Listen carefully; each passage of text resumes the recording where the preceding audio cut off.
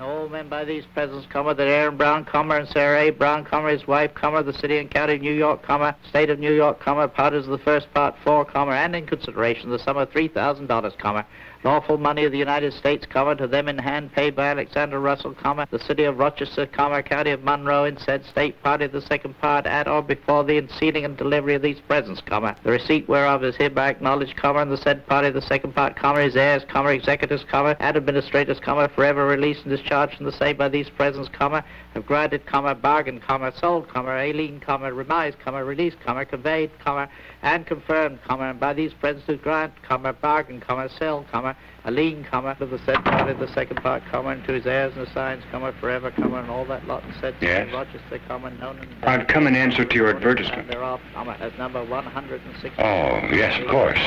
Come in here, please. Laurel Street,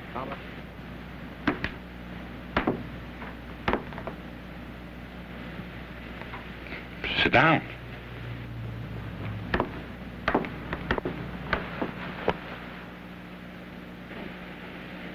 Your name? Bartleby.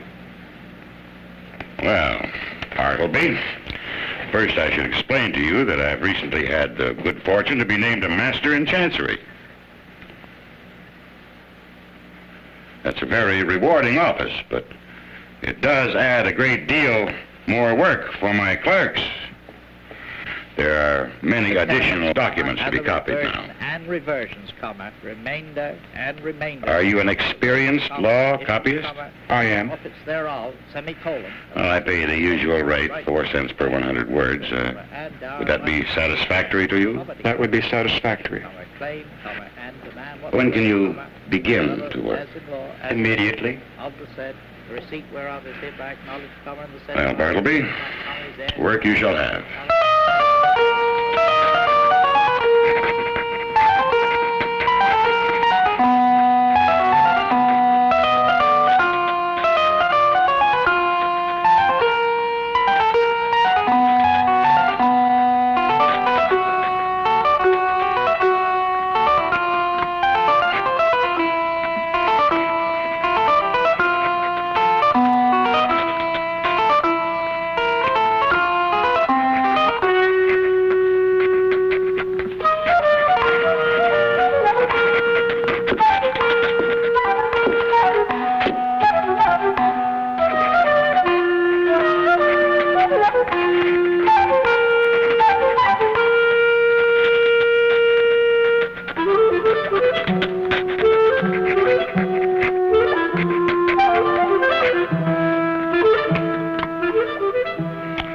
Bartleby, come here, please.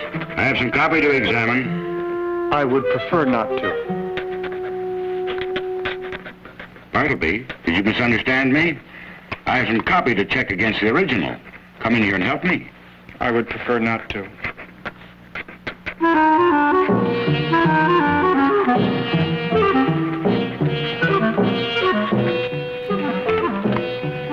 Prefer not to? What do you mean, prefer not to? I want you to compare this sheet. Here, take it. I would prefer not to.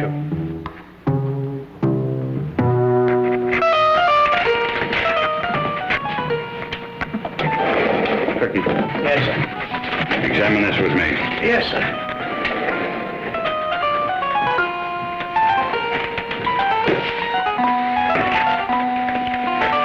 To all persons to whom these presents shall come, Edward Masters of the city and county of New York, the state of New York sendeth greeting, colon.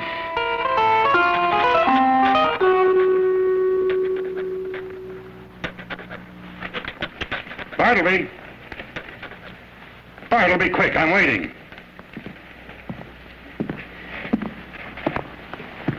What is wanted? The copies you've made, we're going to examine them. Here. I would prefer not to.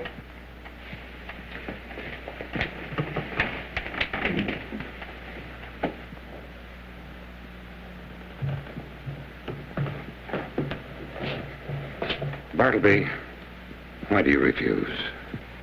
I would prefer not to. But these are your own copies we're going to examine. It'll save you work. We can check all 4 sets at once. common practice. Every copyist is expected to help examine his copy. Isn't that so? Can't you speak? Answer me. I prefer not to. You refuse to do what I ask when you know it's common practice and common sense? Yes, I prefer not to do as you ask. Turkey, what do you think about this? Aren't I right in what I ask you? With submission, sir, I think you are. Nippers, what do you think about it? I think I should kick him out of the office. Ginger Nut, what about you? I think he's a little loony. Bartleby, you hear what they say. Come out and do your duty. Bartleby! Very well, we'll do it without him.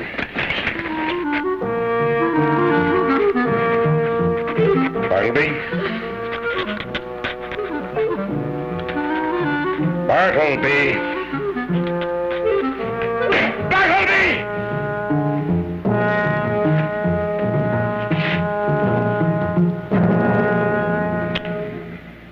Go to the next room and tell Nippers to come in here. I would prefer not to.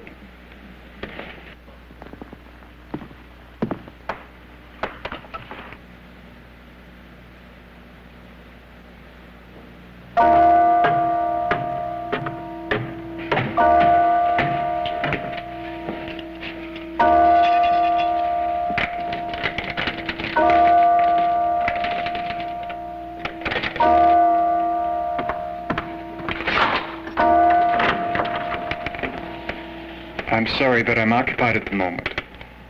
I prefer not to let you in just now. Perhaps it would be best for you to walk around the block once or twice and come back then.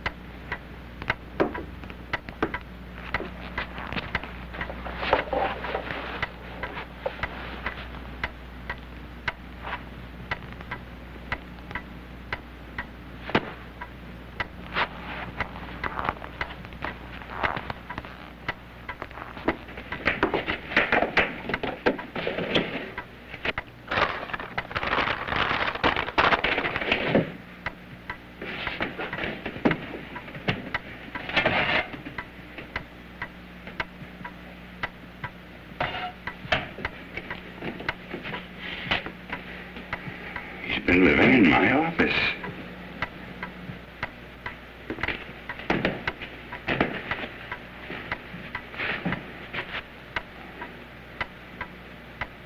How lonely he must be. Bartleby. Bartleby. I'm not going to ask you to do anything you'd prefer not to do. I simply want to speak with you.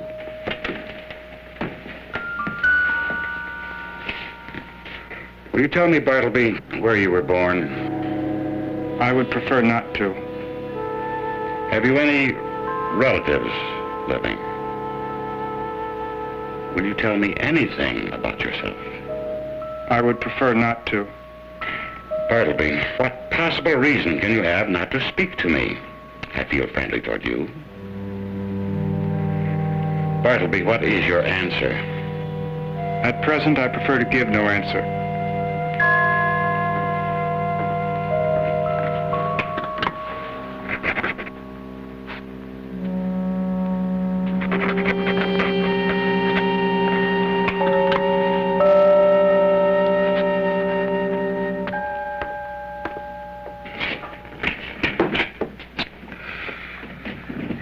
Bartleby, Never mind then telling me about yourself, but let me urge you as a friend to try to adapt yourself to the procedures of this office. Tell me now that you'll help examine your copies tomorrow or the next day. And what I want is for you to say now that in the next day or two you'll begin to be a little reasonable.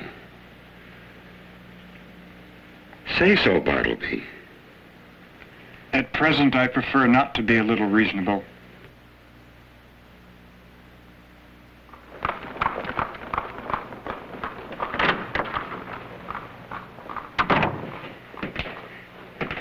Bartleby, why aren't you copying? I've decided to do no more copying. No more copying? No more. What is the reason for that? Can't you see the reason for yourself? Bartleby, your eyes. I'm sorry. You've been working too hard in this dim light. Of course, you're right to stop work for a while.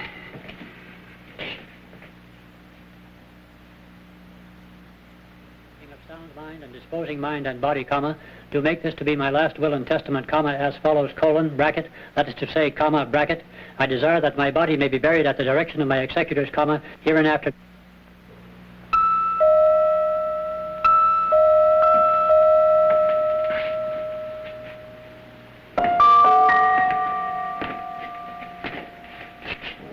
Your eyes seem very much improved. Isn't that so?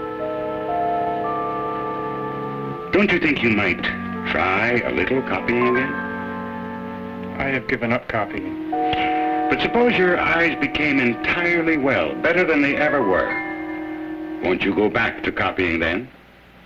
I have given up copying.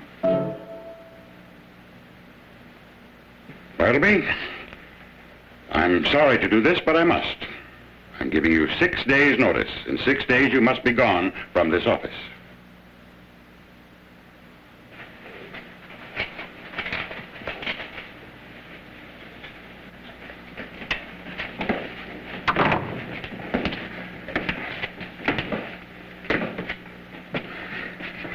Time has come, Bartleby. You must leave here. I'm sorry for you. Here's money, but you must go. I would prefer not. You must. Bartleby, I owe you $12 on account. Here are 32. The odd 20 are for you. Will you take it? I'll leave it here, then. And when you remove your things from these offices, Bartleby, we'll, of course, lock the door since everyone's gone for the day, but you. And if you please, slip your key under the mat so that I may get it in the morning. Bye to you, Bartleby, and good luck.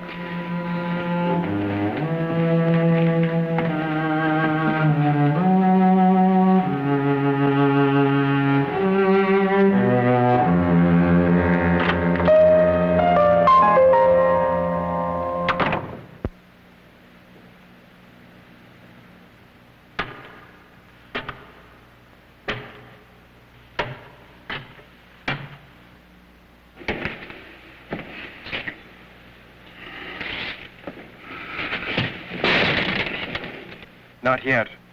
I'm occupied. Not going. What am I going to do? Will you or will you not leave me? I would prefer not to leave you. What earthly right have you got to stay here? Do you pay any rent? Do you pay my taxes? Do you own this property? Will you go back to work? Are your eyes recovered? Will you copy one small paper for me this morning? Will you do anything to give some excuse for staying here?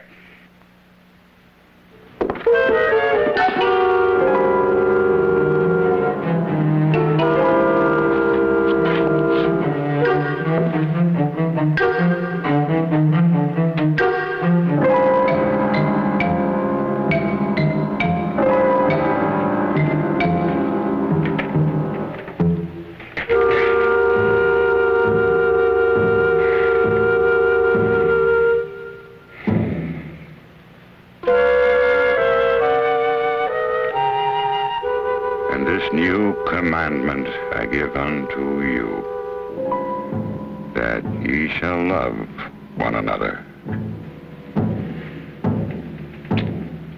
Well, it's better than murder.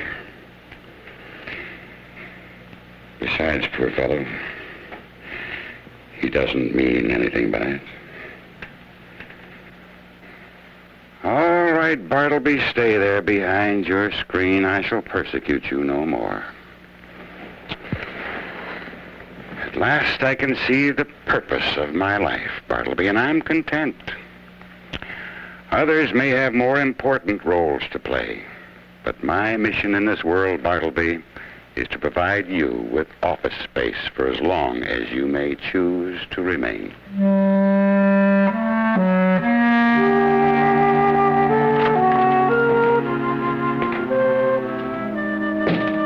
Morning. Anyone here? Is Mr. Wyckoff in? Of course, foolish question, I can see he isn't. Can you tell me where he is? Can you tell me when he'll be back? Can you tell me anything at all? He told Fenton that he did not think the goods worth the prices charged, but he did not then inform him what deductions should be made. And his notions were very likely to be colored by the subsequent auction sale. Again, the goods were fancy summer goods and subject to... And ask my secretary for the papers on Peabody versus Fenton.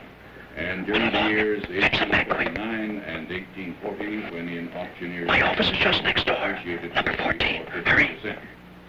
I would prefer not to. 1/4 of the goods was millinery, which depreciates more than any other goods in market and is rarely sold at auction. This portion of the goods was charged in invoice. I can't have him thrown bodily out the door. Poor defenseless fellow. I can't dishonor myself with such cruelty. And when I give him money, he doesn't even touch it. Bribes are useless. No, I can't have him sent to jail. After all, what crime has he committed?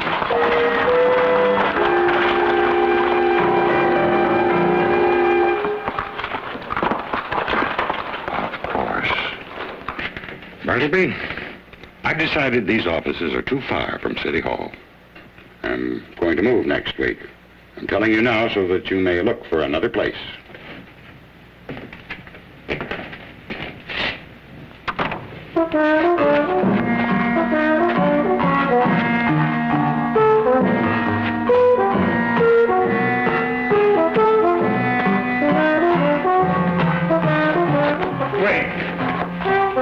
Leave that to last.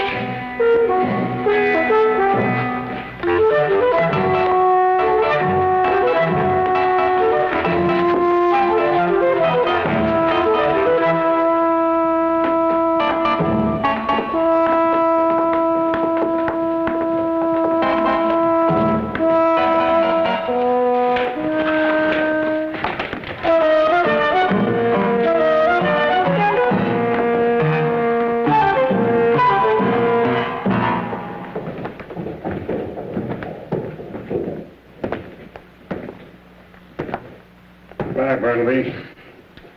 I'm leaving. Goodbye, and may God some way bless you. You take this.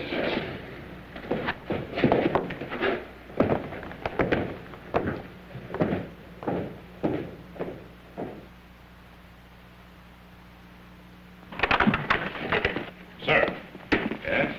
are you the gentleman who recently kept offices at number 16 Wall Street? Yes. Then you're responsible for the man you left there. He refuses to do any work. He says he prefers not to. And he refuses to leave my offices. I'm very sorry, sir, but really the man you speak of is nothing to me. I am not responsible for him. In mercy's name, then who is he? I can't tell you that. I know nothing about him. I shall settle him then. Good morning, sir.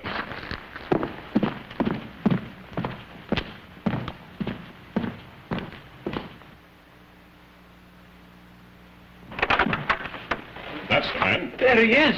You must take him away, sir, at once. These gentlemen are my tenants, and they can't stand it any longer. Mr. Atlee forced your man out of the office, and now he haunts the rest of the building. In the daytime, he perches on the stairs. At night, he sleeps in the hall. He's disrupting everything. Clients are leaving the offices. You must do something immediately. But he's nothing to me. I have no more to do with him than anyone else. You are the last person known to have anything to do with him. You're responsible for him. No.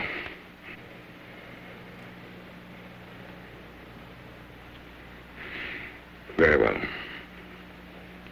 I'll do what I can.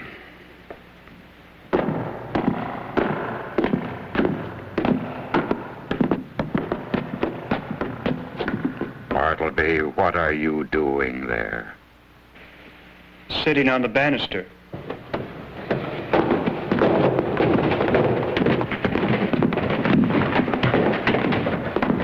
Come with me, Bartleby.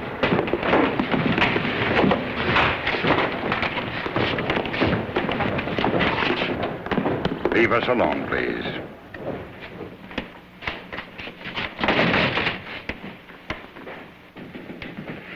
Now, Bartleby, do you realize that you are causing me a great deal of trouble by refusing to leave this place? Now, one of two things must happen. Either you must do something or something must be done to you. Now, what sort of business would you like to engage in? Would you like to go back to copying for somebody else? No.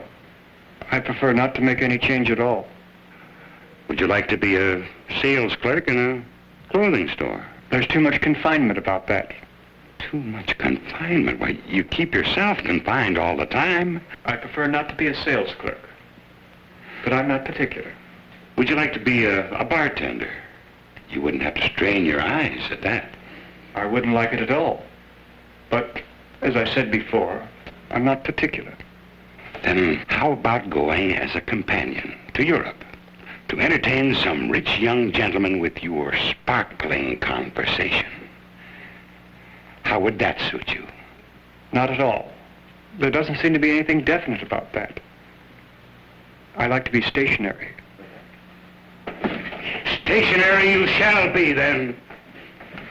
If you do not leave this building before dark, I shall feel forced, indeed I shall be forced to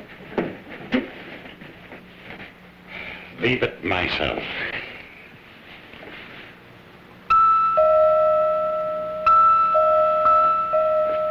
Bartleby, will you go home with me now? Not to my office, my home. You can stay there until we can make some convenient arrangements for you. Come with me now, Bartleby. Right away. At present, I would prefer not to make any change at all.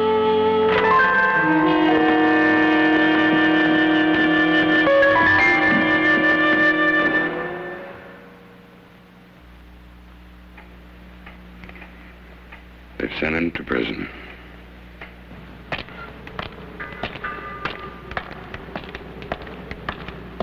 Bartleby?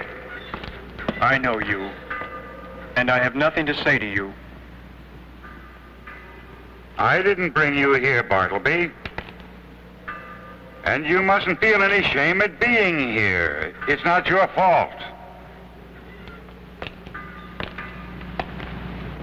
For you, shouldn't be so bad a place. The sky, the earth. I know where I am.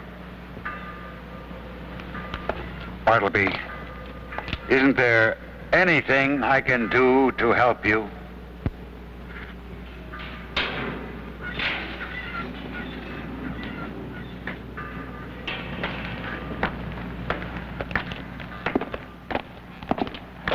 That your friend? Yes. You want to starve? He does let him live on prison food, that's all. Who are you? I'm the grub man. Such gentlemen that has friends here hire me to give them something good to eat. That true? Yes, sir. Yes. Yes. Then pay particular attention to my friend. Give him the best dinner you can get.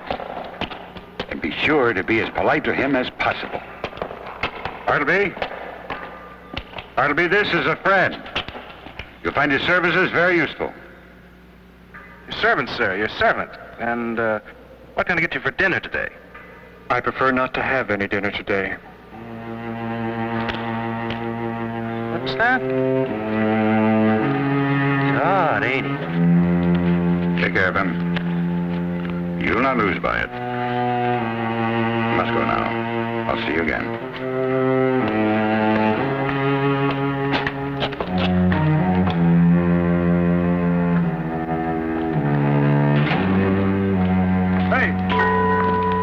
Hey!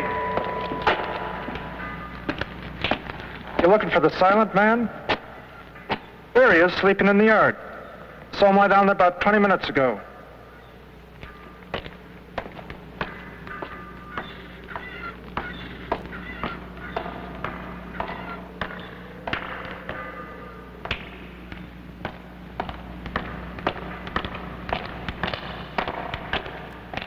Bartleby.